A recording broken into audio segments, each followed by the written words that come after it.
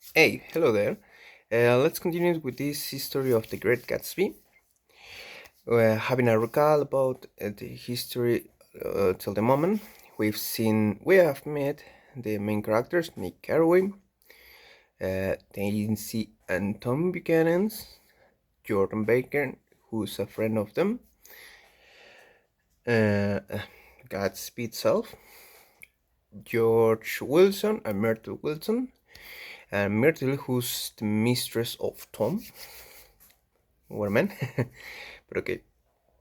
We've seen that Nick moved to West Egg, inspired by the story that people known by him have told about the job of sending insurances and so many other things.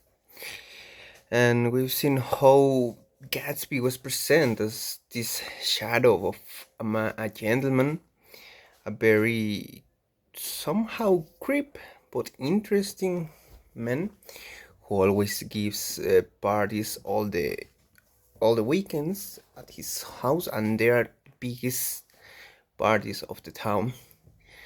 And we've seen how the friendship between Nick and Gatsby has grown, and how Gatsby asked for a favor to Nick to bring Daisy to his home so he could come and met her because they used to be lovers back 5 years back before he went to serve on the First World War. And continue with the story, and the next chapter is the chapter 6. For me, this is the laziest chapter of all of them because it only presents us a pair of journalists that doesn't really have nothing to do in the history, and shows another party that Gatsby gives, but in which Daisy and Tom attended, where Daisy and Gatsby shared a time together. Not much compared with the last of the party. And we see how Gatsby seemed to be not sure of the feelings of, well, the feelings about the party of Daisy's. He said to Nick that she seemed to be uh, bored, but Nick inquired that actually the only good time that Daisy was having at the party was when she was with him talking about anything they were talking about. And here we see how Tom starts to suspect what's the deal between Gatsby and Daisy, and that's basically most of the part of the chapter. The next chapter, the chapter 7, it's a crazy chapter actually. It's where all these things start to unify in one thing. So this start at Tom and Daisy's and Tom houses, where they give a dinner for Nick, for Jordan, and for Gatsby.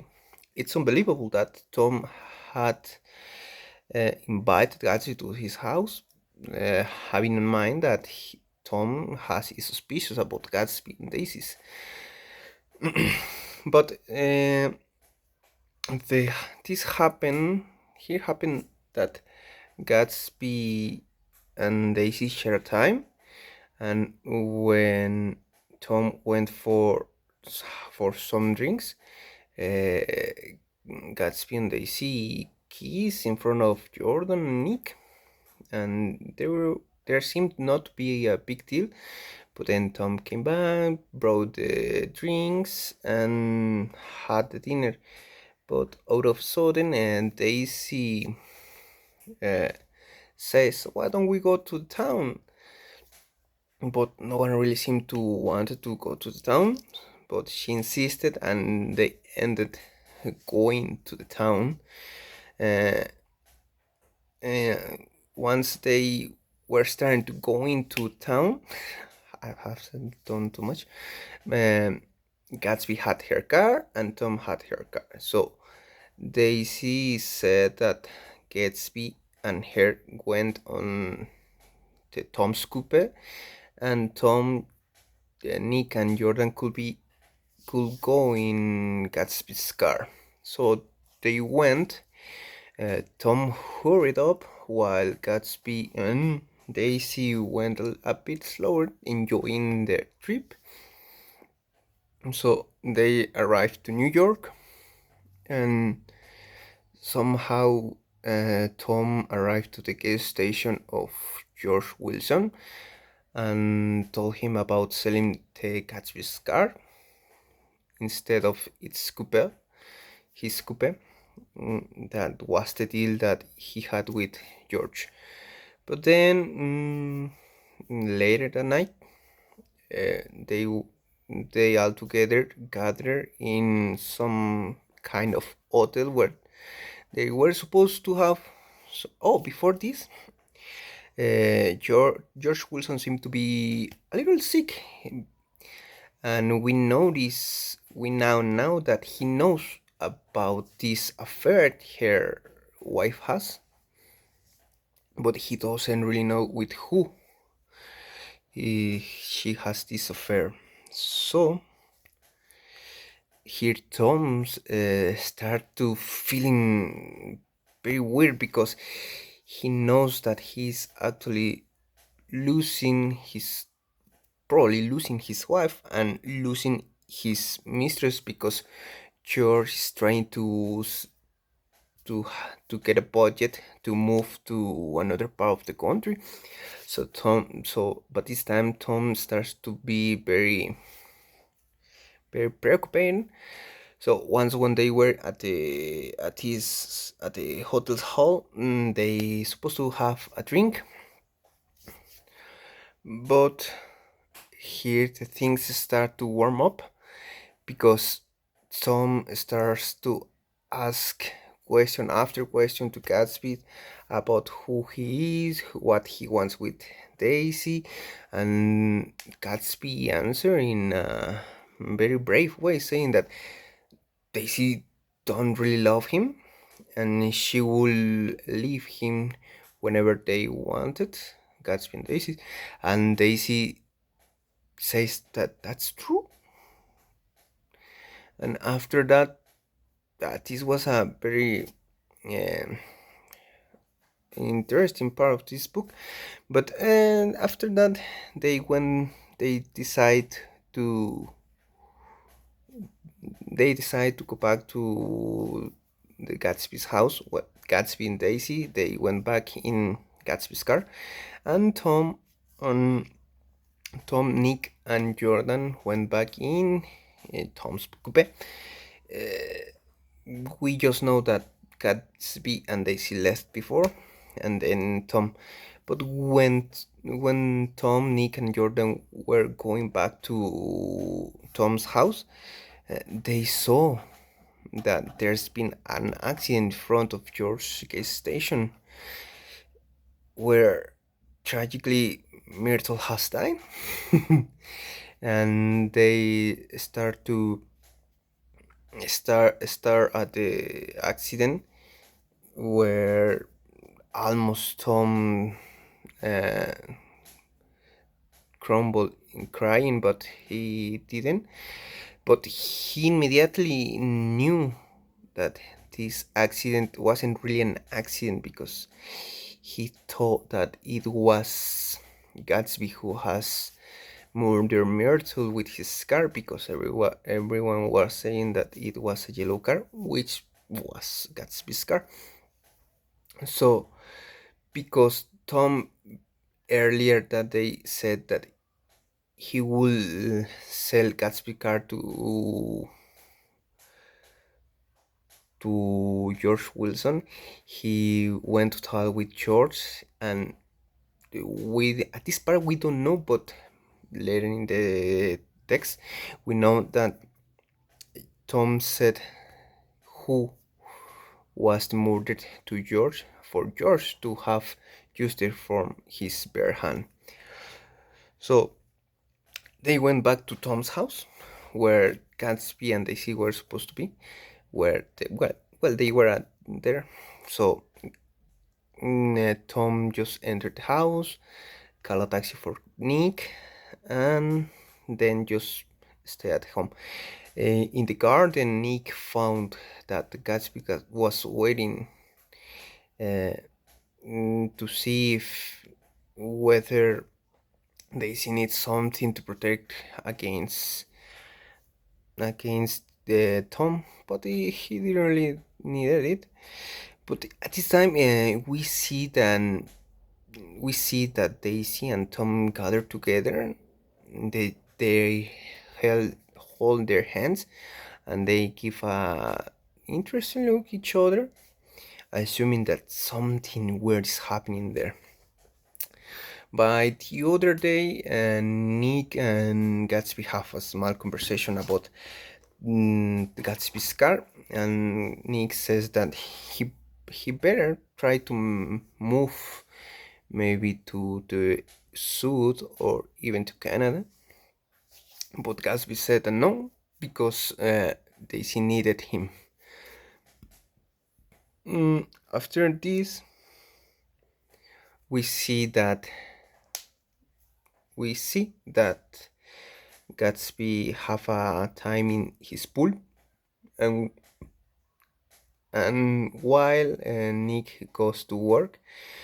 But when Nick came back from work, he hurried to Gatsby's house, and with all the servants, they found Gatsby's dead in the pool, while George Wilson was lying aside outside in the grass. But this time, well, it was astonished because out of a sudden, well, of course, not out of a sudden, I'm resuming this a lot. We discovered that Gatsby is dead. A young man with a promising future is just dead. So Nick starts to arrange the funeral and all the arrangements that are needed to do. But he found that no one is attending. But out of a sudden, he receives a letter saying to delay all, asking to delay all the arrangement before this man, this letters writer, attend to the funeral. Once the writer is there, we know that it's James Gatz, which is the name of Gatsby's, which is the real name of Gatsby. We know he's his father, who of course is destroyed because of the murder of his son. But at this time, we discovered that neither Daisy, neither Wolfsheim give a call or even send a rose. So Daisy just disappeared with Tom. They traveled. They just disappeared, and basically this is how this story ends. It's hard to say in this low time, but I mean the prediction I have made in the past activity was confirmed. No, I said that Gatsby and Daisy wouldn't end together, but I would never have discovered that Gatsby would be dead. But we discovered that Daisy and Tom actually are made for each one. So this book is really astonishing. I have choose this book because I have heard that it was a classic of the 1920s, and it's curious to see the reference of back then, a part of the way this Scott Fitzgerald describes the Afro-American people and to some homosexual things. That how he seemed. Uh, I will recommend this book. Yes, yes, I think it's good. Maybe it's a little bit old for because of the way it is written. And the thing I didn't really like about this book is the way how the conversation each character has, because sometimes I lose the line of who was speaking, and there are few characters that I didn't end up understanding, like Dr. T.A. Eichelborg. I didn't really understand what was his character in this history. It's a bit weird. Okay, but yes, this book is good. I mean, I don't really know how that to say. It's a cheap book. It's an easygoing, and it's actually a small lecture. Maybe it's not that easy to read because, as I said, it's from the 1920s. So it has, for me, at least for me, it had a lot of new words that I needed to look for the meaning in internet and read again to understand. So in conclusion, I will recommend this book. Yes, it's a good lecture for this time, for example, to have with a coffee in the cold nights. So if you have the opportunity to read it, it's good. Thank you.